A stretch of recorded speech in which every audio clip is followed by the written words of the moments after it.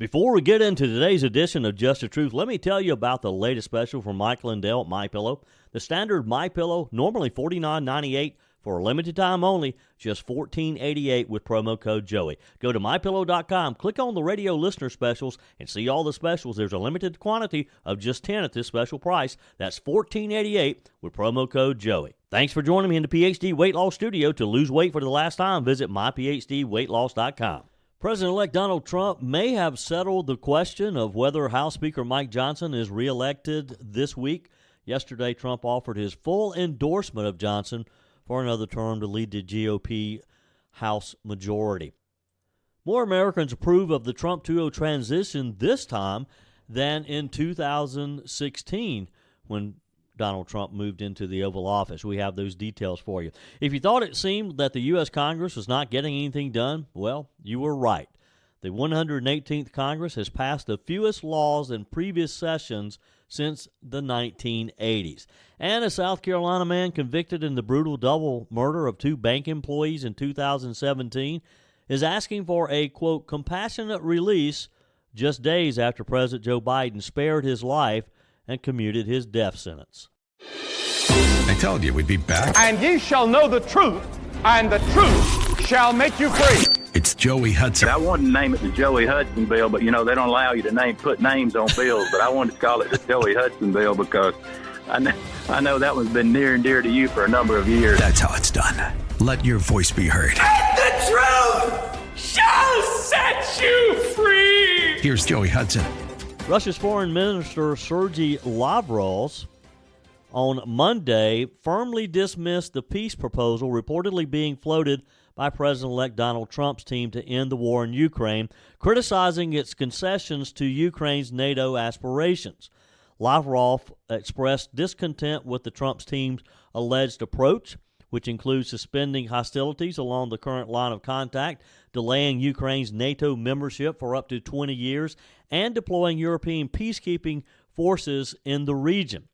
Lavrov said in a press conference, judging from numerous leaks and Donald Trump's interview with Time magazine, their idea is to suspend hostilities along the line of contact and transfer responsibility for confrontation with Russia to the Europeans.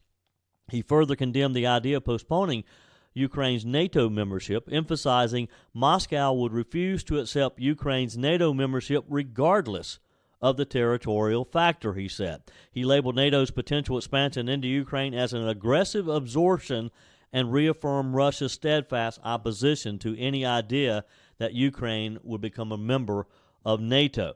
While Trump has kept details of his peace plan under wraps, he has reportedly considered deploying European troops to Ukraine while temporarily delaying NATO membership. Trump has also tapped retired Lieutenant General Keith Kellogg as his special envoy to Ukraine. Reports suggest that Kellogg may propose cutting off U.S. aid to Kyiv and ramping up military support for Ukraine's forces as leverage to push both sides into negotiation. Of course, we know that Joe Biden is trying to send as much aid, as much cash, as much arms support as he possibly can before leaving office. In his Time magazine interview earlier this month, President-elect Trump vowed not to abandon Ukraine, saying, I will end this war, but how I do that is something I will not reveal because the plan becomes worthless if I do. Lavrov's rejection reflects Russia's entrenched position, which the Institute for the Study of War, the ISW, says leaves little room for compromise. Moscow continues to demand Ukraine's neutrality, severe restrictions on its military capabilities, and even changes to its government. Russian President Putin, meanwhile, appears to be adopting a wait-and-see approach, with his aides indicating that he will not take the first step in reaching out to Trump regarding Ukraine. We're going to have a stare down here. Putin is going to try to back Trump into a corner. I don't think it's going to work. Trump's pledge to end the war in Ukraine faces some strong resistance from Moscow. Of course, Trump has said all along that he would deal firmly with Russia, even suggesting during the campaign that he might end the war before he even takes office. With the pushback that we have seen from Moscow, I'm not sure that's going to happen at this point. Moving on. Yesterday morning, Trump endorsed House Speaker Mike Johnson for another term and tried to settle the debate on whether or not Mike Johnson was going to have a challenge to his position as Speaker. The Daily Caller says Speaker of the House Mike Johnson may not be in the clear yet, despite getting a re-election endorsement from Donald Trump. Now, yesterday when Trump issued his pretty lengthy statement on Truth Social, he said the American people need immediate relief from all of the destructive policies of the last administration. Speaker Mike Johnson is a good, hard-working, religious man. He will do the right thing, and we will continue to win. Mike has my complete and total endorsement. Make America great again. Obviously, this was done in hopes that it would quiet some of the opposition that was building, primarily from the Freedom Caucus, against Speaker Mike Johnson because of how he handled the continuing spending, the continuing resolution, the spending bill, just a couple of weeks ago. The conservatives in the U.S. House were not happy with that. They weren't happy with the idea that he came to them with a 1,500-plus page bill full of pork, primarily from the Democrats. Trump can't afford to have a fight over Mike Johnson in the next couple of weeks, and I'm sure that's what he's trying to avoid. The Daily Caller writes, since Johnson mishandled a government shutdown fight 2 weeks ago, he's had to gain back the trust of several members of his own party. Johnson will have a 219 to 215 majority for the Speaker's election, meaning he can only lose one vote to keep his job. While he has the support of all House Republican leadership, there are still some Republican members who say Johnson will need to do more to earn their votes. After Trump's endorsement of Johnson yesterday, the Daily Caller reached out to nearly a dozen House Republicans who had previously been undecided on Speaker Johnson's future. Arizona Representative Andy Biggs, for example, told the caller that he is not committing yet. Texas Representative Michael Cloud's office said he had no comment at this time, and Colorado Representative Lauren Boebert's office gave the same answer. Meanwhile, Indiana Representative Victoria Sparks issued a statement saying that although Trump's endorsement is important, she still needs assurances that Speaker Johnson will not sell us out to the swamp. She added, President Trump will be able to save America only if we have a speaker with courage, vision, and a plan, also public commitment to the American people, how he will help deliver President Trump's agenda to drain the swamp. Sparks has claimed Johnson often doesn't even talk to Republicans during the legislative negotiations and has questioned his leadership. She recently made headlines for saying that she will not participate in the House Republican caucus or be a part of its committees. And that's been the criticism of a lot of, or I should say some, of the more conservative factions in the U.S. House, that he did not consult them when he allowed the Democrats to take a continuing resolution from 20-plus pages to over 1,500. Those 1,500 pages were full of pork projects. Tennessee Representative Tim Burchett, according to the caller, and Missouri Representative Eric Burleson, Arizona Representative Eli Crane, Tennessee Representative Andy Ogles, Florida Representative Greg Steube, Georgia Representative Andrew Clyde, and Pennsylvania Representative Scott Perry are among the other Republicans who say they're still on the fence, still not ready to commit to Speaker Johnson, and the vote is expected to take place on Friday.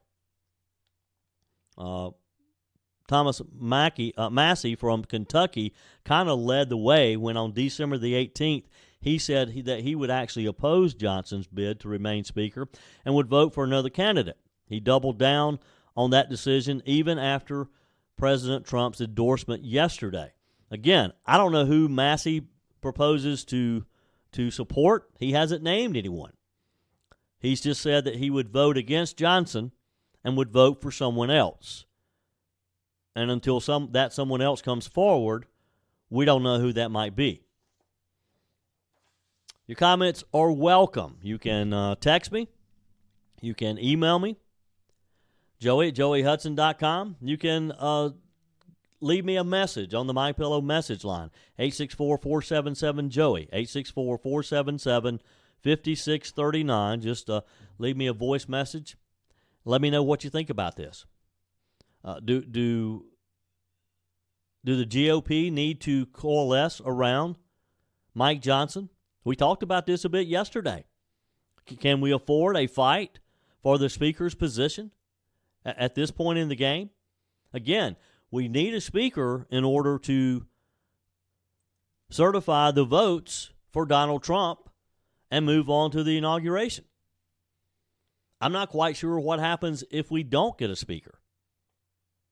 If that puts us in the delay mode. Now surely, and somebody help me out here, surely the GOP leadership would not allow us to get to the point that it would delay the inauguration, would they?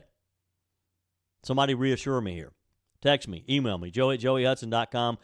Leave me a message on the MyPillow message line, 864-477-JOEY, 864-477-5639. Your comments are welcome on the Firmin Ford text line, 864-477-JOEY. That's 864-477-5639. Emails always welcome, joey@joeyhudson.com. If you've been putting off a visit to PhD Weight Loss, now's your time because it comes with an amazing free gift. Joey Hudson here. During December, the founder of PhD Weight Loss, Dr. Ashley Lucas, is giving the first 100 people to sign up for a consultation a free weight loss and energy supplement bundle. What a great gift. Do what I did. Take control now before heading into the indulgent holiday season. Get a grasp and avoid the holiday pounds. I dropped over 30 pounds and I'm not worried about parties and overeating because my PhD coach taught me coping mechanisms to help me enjoy holiday events without gaining the weight. Best of all, I never took a weight loss drug. I'm not dependent on a prescription. And I was never hungry. PhD Weight Loss is not about depriving yourself. Lose the awful belly fat, gain energy, and avoid weight-related health issues. You will feel so amazing about yourself and truly enjoy the holiday season. PhD Weight Loss. Ask about the free gift when you book your consultation. Call 864-644-1900. That's 864-644-1900 or go to myphdweightloss.com. As we bring in the new year tonight, this is a time that we reflect on what we experienced this past year. And boy, was it a busy year. Was there a lot going on, right? Let's be blunt. 2024 was probably the worst year ever for legacy media. And it's not even close, I don't think. Joe Concha wrote for the New York Post and compared some of the top moments. He said, "We were told things that we all witnessed or heard didn't actually happen. But Americans knew better, and the gaslighting got increasingly hysterical as the year went on." He wrote, "Amid the relentless madness, some egregious examples deserve a special mention. As if we staged an annual tournament of media malfeasance and meltdowns, my bracket would peg these as the final four of 24. And he starts with number 4. He calls it cheap fakes. He wrote, "When President Biden wandered off from a group photo shoot with other world leaders in June during the G7 summit in Italy, the clip understandably went viral. The worrisome walkabout followed several instances of Joe Biden shaking hands with the air." And we all remember those, don't we? Where Joe Biden got confused either on the stage or in a group. The one image of him standing there by himself as if he's shaking someone's hand and that someone wasn't standing there. Concha says sharing conversations he had with long-deceased world leaders and forgetting the names of his own cabinet members. But the media insultingly told us that all these videos were actually cheap fakes. It was misinformation. Brian Stelter, CNN's chief media correspondent at the time, said, "Some of us are watching long completed speeches by the president.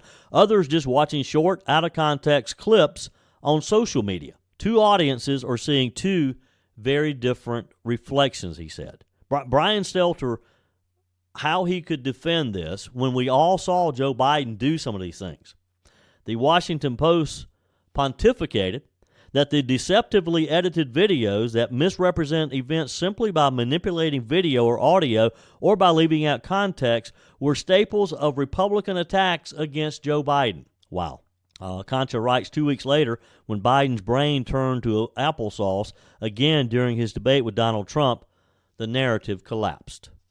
Number 3 on his list, policy flip-flops are irrelevant. Yes, Kamala Harris was on video in 2019 saying that she opposed fracking and wanted to ban all offshore drilling.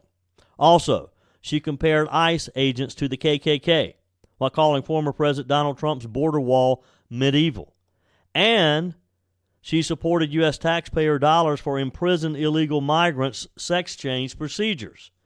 These are all unpopular positions that Harris flip-flopped on, every single one of them. She suddenly had a different position on these policies. Concha writes, but our media insisted that defeating Trump was far more important than questioning or even noting it. Writing for The Atlantic, conservative Tom Nichols wrote, in the 2024 election, policy details matter even less than they usually do. Harris and her running mate, Tim Walz, seem to have figured this out.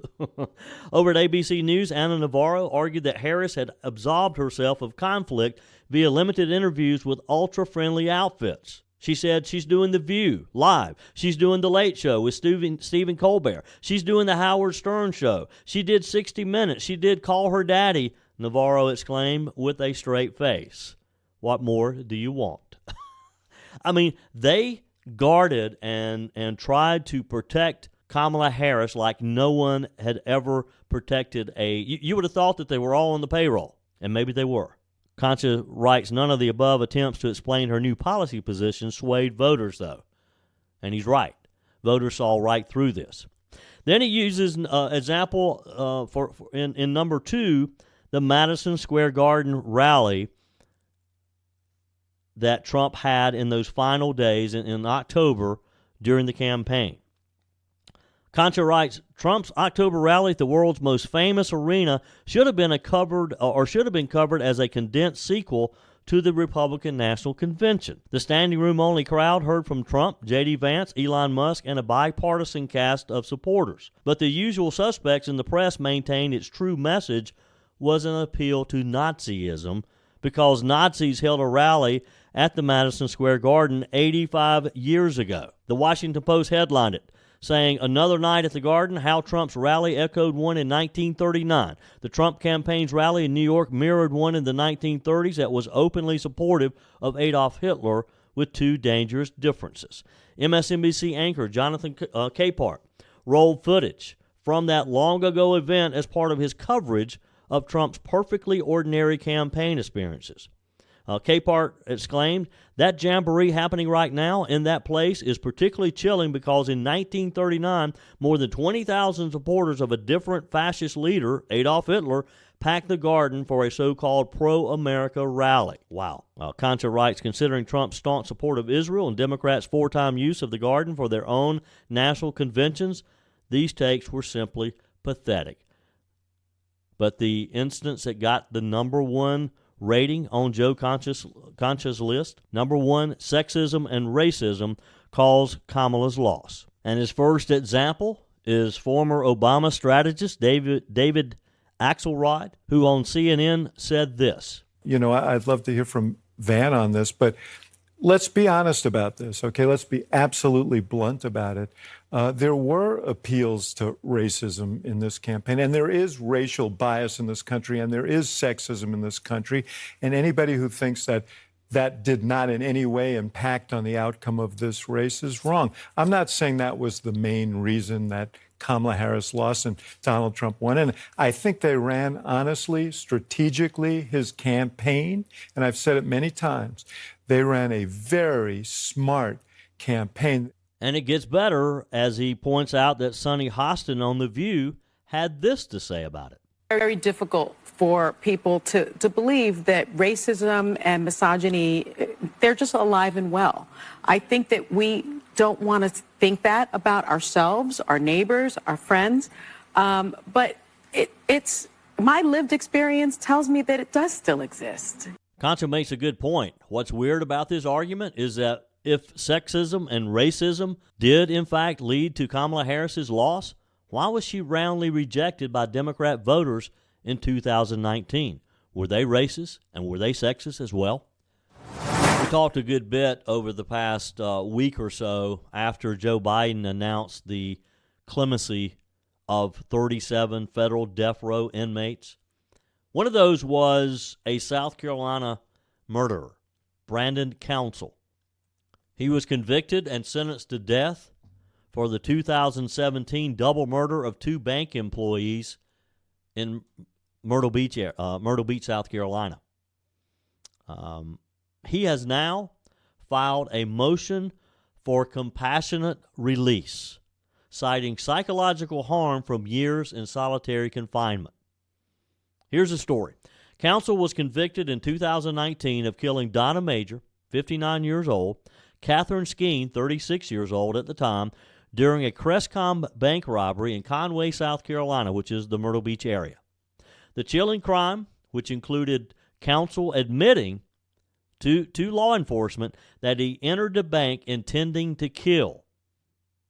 This led to his death sentence. However, Joe Biden's clemency decision has now commuted his sentence to life in prison without parole.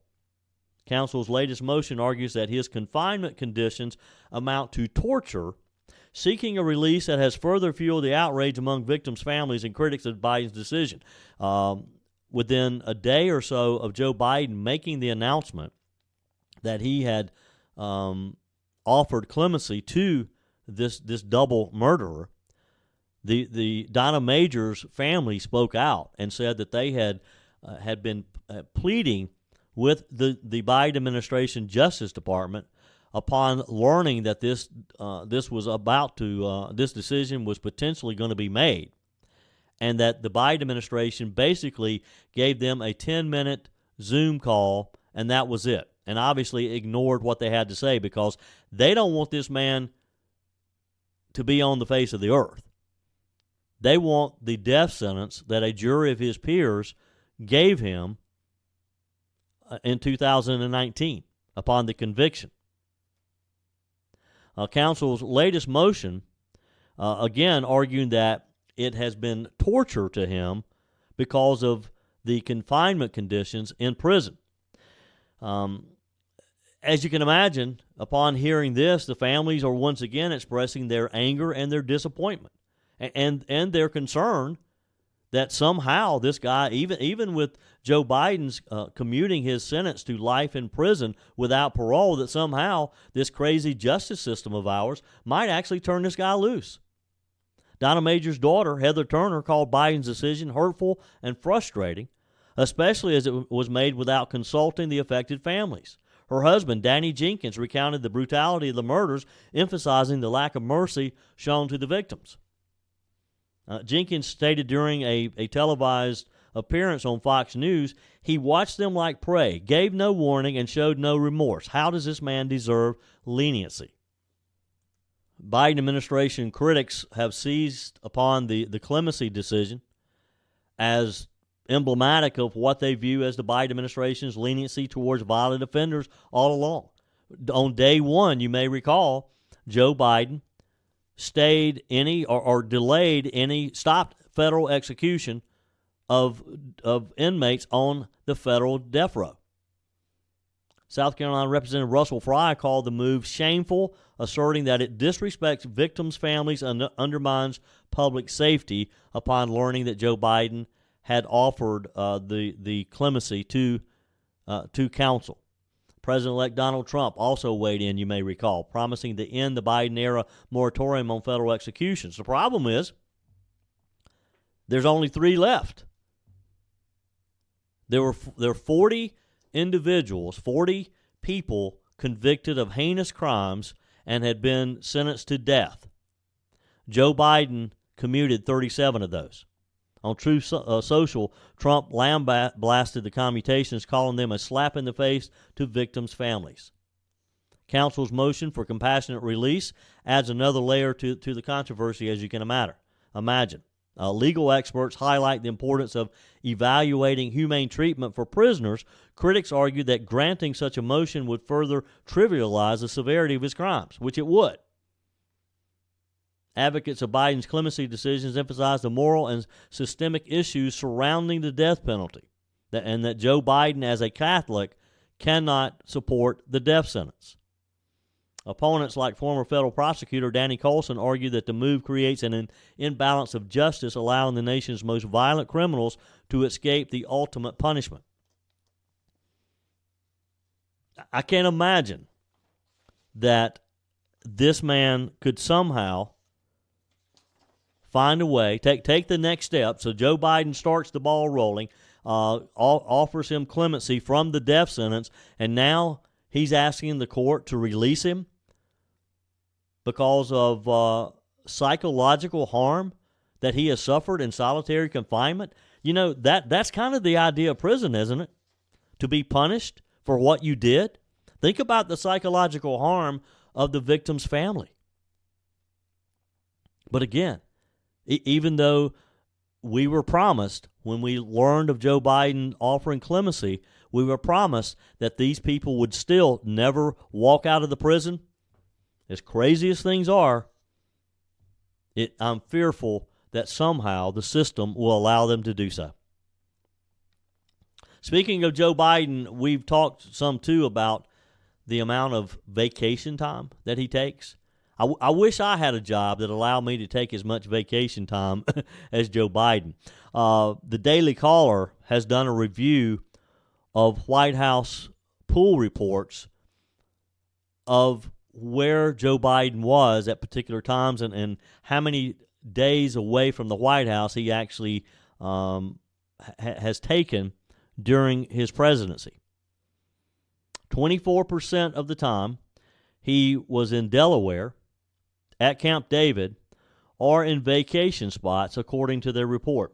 Biden spent 89 full and partial days out of the White House in 2024, not counting days that he was taking foreign trips for official business. The president's time out of the office, according to the Daily Caller, increased after he dropped out of the presidential race, spending a total of 46 full or partial days in Delaware, Camp David, St. Croix, which he's did over the holidays, Nantucket, and California from August to the end of the year. Look, I'm not sure we can blame him, can we? He saw that he was going nowhere. Wasn't he was winding down his presidency, so hey, why not enjoy yourself? It's not like he was accomplishing anything anyway, right? The Daily Caller's count includes the president's current trip, of course, to St. Croix, which the White House has not released the end date yet. In 2023, the president stayed until the 2nd of the next year, so we can probably count on Joe Biden being there through at least January the 2nd into the new year. It also does not include one trip the president took to Camp David to prepare for the first presidential debate, during which he stayed out of the public eye for nearly a week. The preparation didn't seem to help, though. He failed miserably, and that's why his own party booted him off of the ticket. The Daily Caller did not count Biden's trip to Delaware to recover from COVID-19, during which he also was not seen for a week and dropped out of the presidential race via Twitter. So that's another, 2 weeks almost, if you added those together? I'm not sure that he should get credit for being at Camp David preparing for a political debate, should he? In August, Biden spent 21 days away from the White House, visiting Delaware for 14 full or partial days and taking 6 days at the $37 million private residence of Joe Kiani in California. An additional day was spent at Camp David. Throughout the entire year, Biden took 27 trips to Delaware. During his annual trip to Nantucket, the president stayed at David Rubenstein's $34 million residence. You got to give it to him when he has great taste when he's on vacation at these places. I mean, a $34 million residence here, a $37 million residence there. That's a pretty good life if you can get it, isn't it? Bates explained to the caller that Biden works around the clock and has taken few vacation days, citing a list of supposed accomplishments as evidence. And that's the crazy thing. The White House spokesperson, Andrew Bates, told the caller, "It's a little ironic to be fleshing this out for an internet-based outlet, but commanders-in-chief have been able to perform the full range of their duties from anywhere in the world for decades. For example, President Biden was in Delaware when he secured an international deal that brought wrongfully detained Americans like Evan Gershowitz and Paul Whelan home. Now, they want us to believe that Joe Biden is just as effective when he's at Delaware or Camp David or any place else at the beach, that he's just as effective as if he were in the Oval Office. Of course, we know that Joe Biden's not effective regardless of where he is, so I'm not sure that we really should matter, should we? Or that we should care. Mr. Bates capped off that response to the Daily Caller by saying, and now record holiday sales, Merry Christmas, as if Joe Biden was responsible for record holiday sales during Christmas. The caller says during some trips, the White House pool reports, which give updates on calls and meetings the president conducted throughout the day. Occasionally, the president would answer shouted questions from the press while out of the office. We know where that got him, too. Biden's time out of the office has decreased from the past 2 years.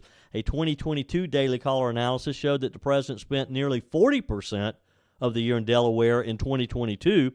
In 2023, Biden spent 37% of the year at a vacation spot, a New York Post analysis found.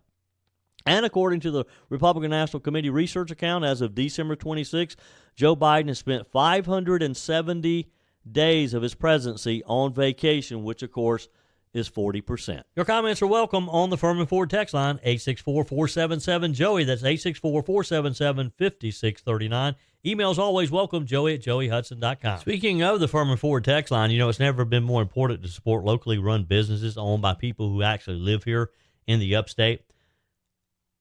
Let me take a minute to talk with you about our friends at Firmin Ford. If you're looking for a new vehicle, maybe a great pre-owned vehicle, one you can trust, or maybe you're looking to order that special vehicle. Either way, if you want a new one, a brand new one, or a pre-owned that you can trust, the folks at Firmin Ford, they're there to help you.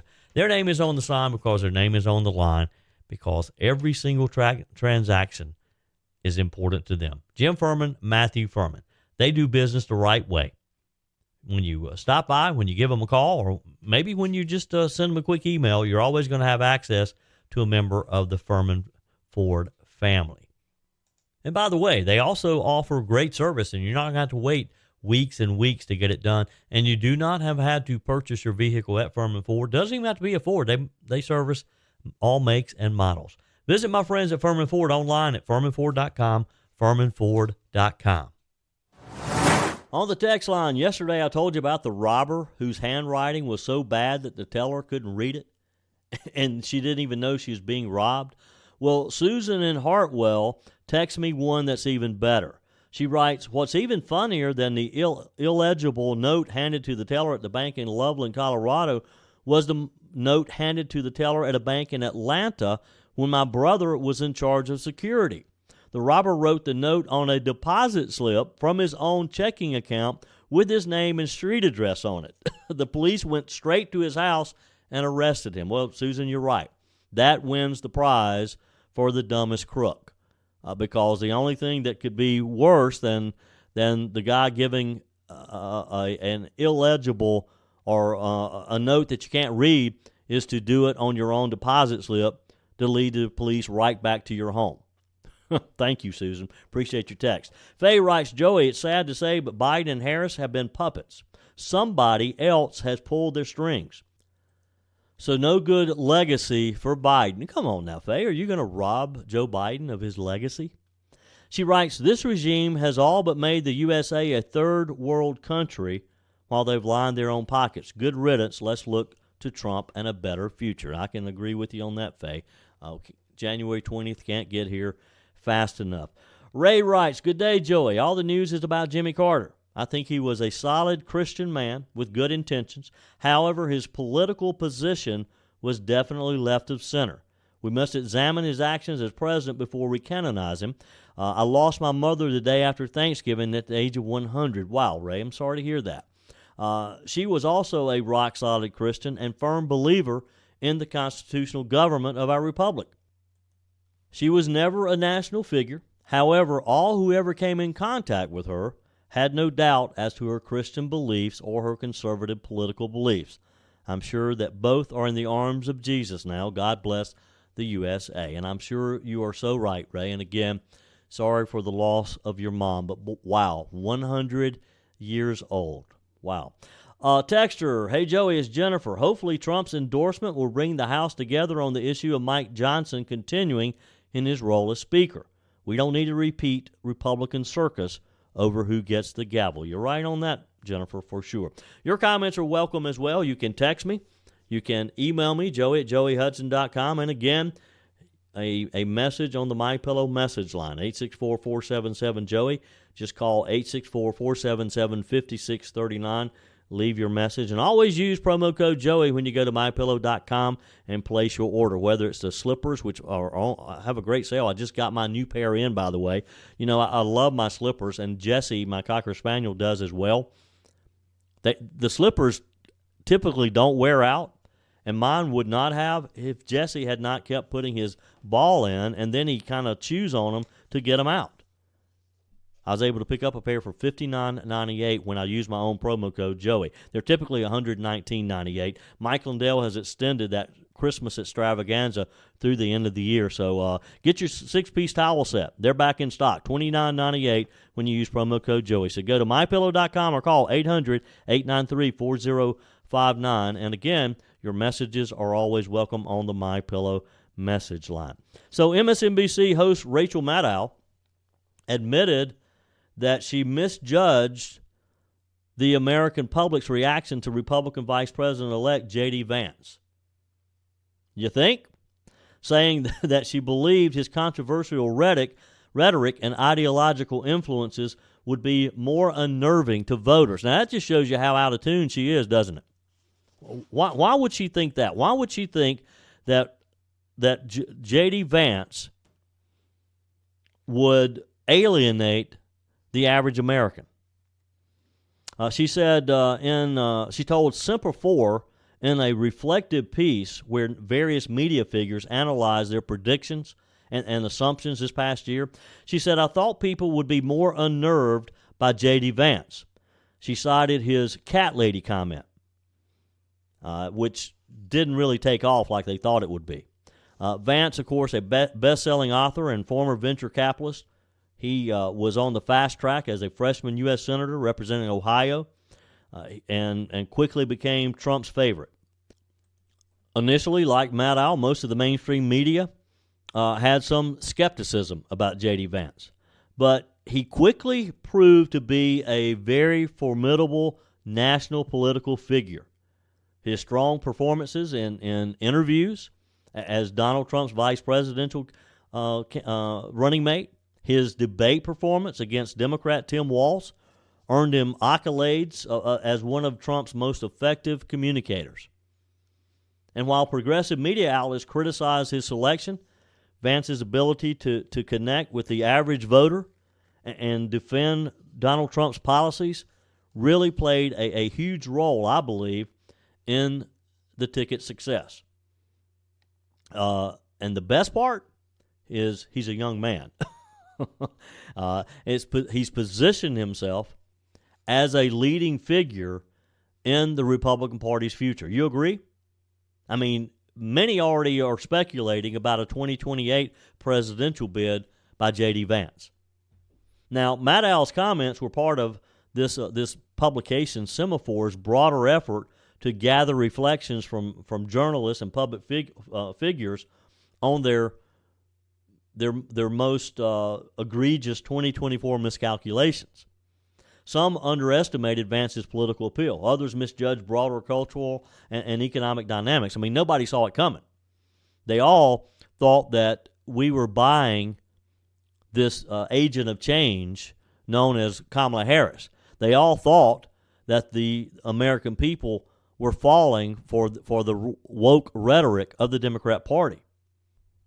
But they really did misjudge the culture that the Democrat Party was trying to push on us, the economy, the role that inflation has played, and, of course, our open borders.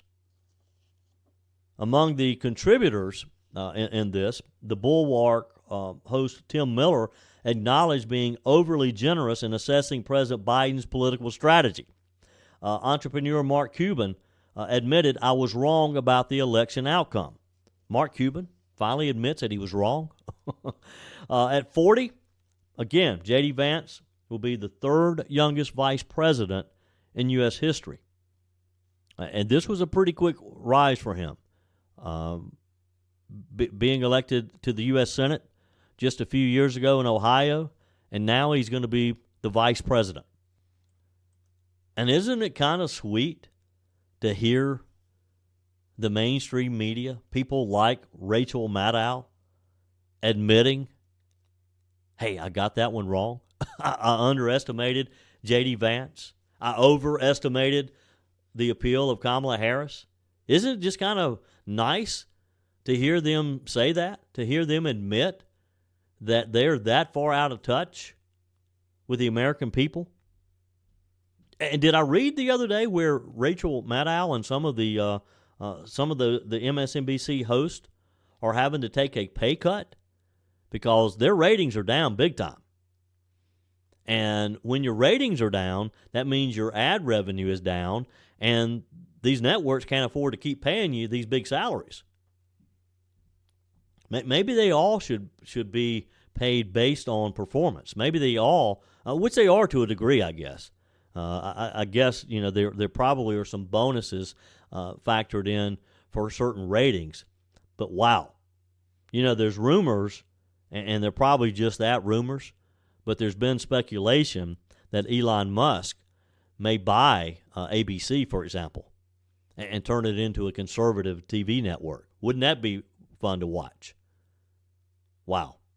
They got it wrong, and I have to give Rachel Maddow, at least, credit for admitting that she did get it wrong. That's it for today's edition of Just the Truth. Thanks for joining me in the PhD Weight Loss Studios. To lose weight for the last time, visit myphdweightloss.com. If you haven't joined my mailing list yet, visit my website, joeyhudson.com. Click on the Connect with Joey button so that you can receive our emails and the most up-to-date news. Also, join me on my YouTube channel. Be sure and like, comment, and subscribe. Just search for Joey Hudson. As always, thanks for spending a few minutes of your day with me. Do me a favor and forward this episode to a few friends. Just click on the share button and send to your contacts. We need to build an army of conservatives to win our country back, and we can do that by continuing to share the truth with our friends and family. Keep those comments coming via the Firmin Ford text line, 864-477-JOEY. Email to joey@joeyhudson.com, and I love your messages on the MyPillow message line. Again, that's 864-477-JOEY, 864-477-5639. Be sure and take advantage of the MyPillow special, just $14.88 on the standard MyPillows when you use promo code Joey. Order online at mypillow.com or call 800-893-4053. We're back again tomorrow and hope you'll plan to join us. Until then, remember, God's got this. He's still in control.